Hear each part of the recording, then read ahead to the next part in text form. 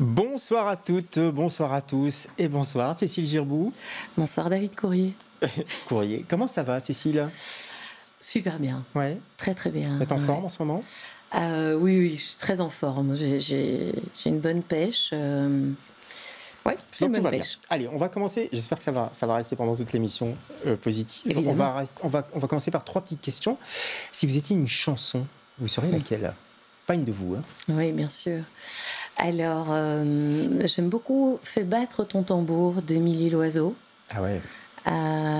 Peut-être celle-là, parce que c'est vraiment une chanson qui contient beaucoup de choses, l'amour, la séparation, le deuil, la mort, enfin le début, la fin, le milieu. Tout, quoi. Si vous étiez un film, vous seriez lequel? Un film.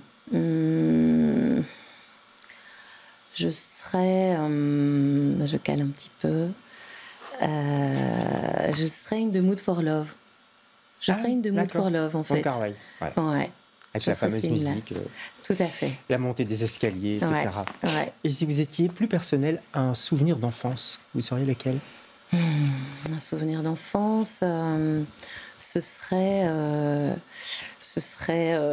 les balades dans les bois. J'adorais aller dans les bois et jouer dans les rivières. Je réclamais les sorties dominicales en forêt. Du côté de Genappe, alors? À Villers-la-Ville. Ah ouais, c'est joli. C'est vrai que les bois sont beaux. Ouais. Merci pour ces 3 réponses. Vous êtes là, en tout cas, pour un album. C'est votre premier album que vous sortez et vous êtes, Cécile, invitée de LCR ce soir.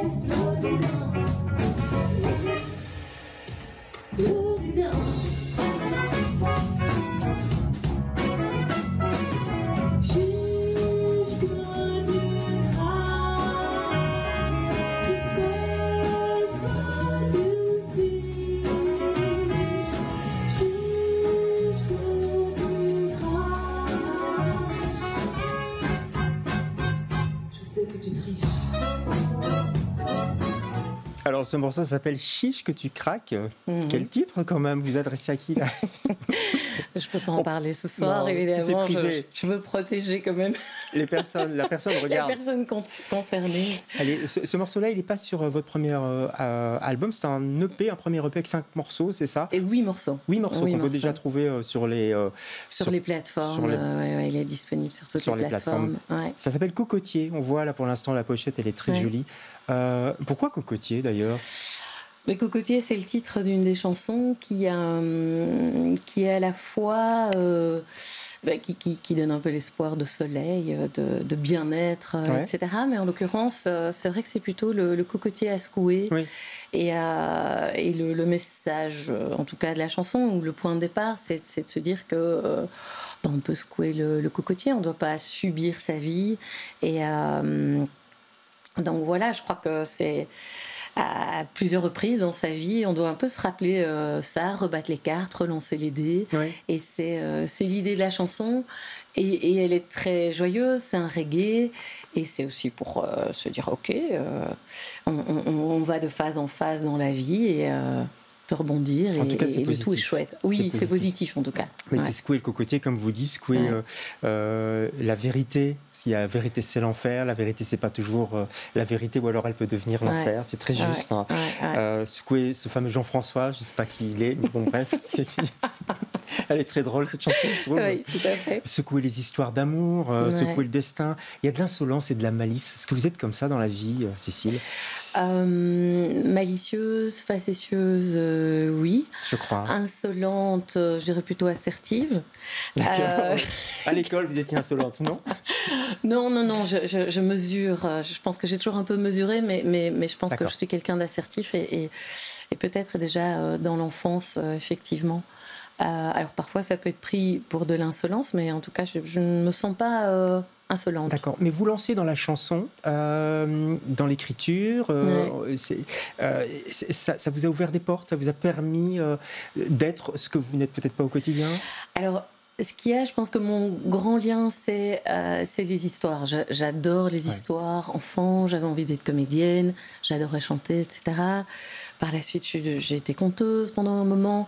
Voilà, les histoires sont toujours là, sous une forme, à travers les lectures aussi. C'est vrai que chaque chanson est une petite histoire. Ouais.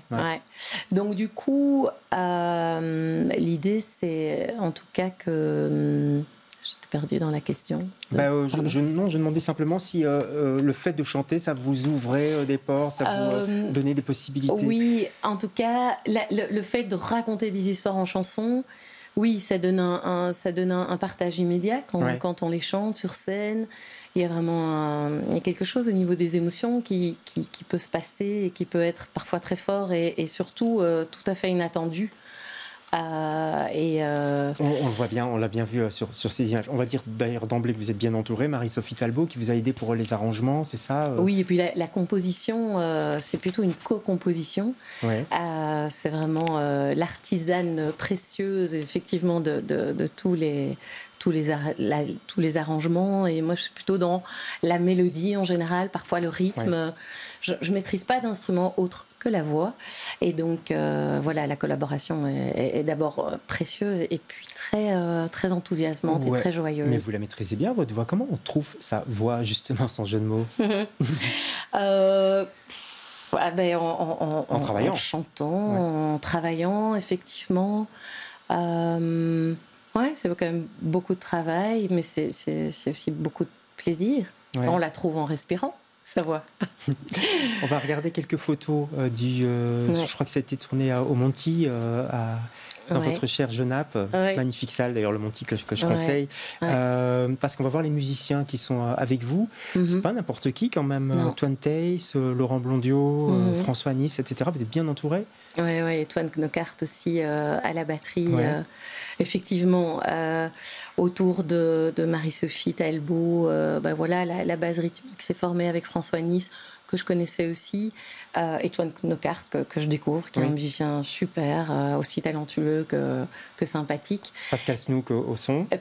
Pascal Snook au son, et Toine et Laurent, que je connaissais par ailleurs, et qui font la gentillesse facétieuse aussi, parce qu'ils sont comme ça, d'être venus en studio. Laurent a écrit des arrangements sur certains morceaux, sur certains morceaux de l'album, et les deux aussi ont proposé des arrangements pour les titres qu'on joue sur scène, parce qu'il y a une vingtaine de chansons. Donc, Qu'est-ce qui fait, et vous serez bientôt à Evert, on donnera les dates en fin d'émission, qu'est-ce qui fait qu'à un moment donné, Cécile, on se dit ça et j'y vais, je me lance, quoi?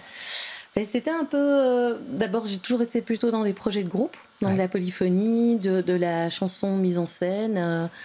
Et pendant le Covid, on était complètement bloqués avec mes camarades de la compagnie Radio Love. On était au point d'arrêt. Et moi, je leur avais dit, on n'avait pas envie d'aller en studio, parce que ça, on pourrait faire. Secouez le cocotier. Oui, mais non, mais bon, c'est vrai, c'est un budget, et donc voilà, on n'est pas rentré là-dedans. Et puis il y a eu aussi de l'écriture de chansons pendant le Covid, du partage un peu dans ces périodes entre deux. Et là, Marie-Sophie m'a dit, faut qu'on aille en studio avec tes chansons. Mes chansons, c'est aussi un peu, c'est sa musique aussi, donc évidemment c'était une grande joie de l'entendre me dire ça. Et donc du coup, c'était l'année de tout ça, donc on s'est parlé de tout ça l'année de mes 50 ans. Et voilà, c'est devenu un peu le défi de ce moment-là. Ça a pris un petit peu de temps quand même. Mais ça peut donner des idées aux gens qui nous écoutent. Ça veut dire que tout est possible. Tout à fait. Aux jeunes chanteurs de 50 ans, on peut vraiment leur donner. Aux jeunes chanteurs de 50 ans, oui.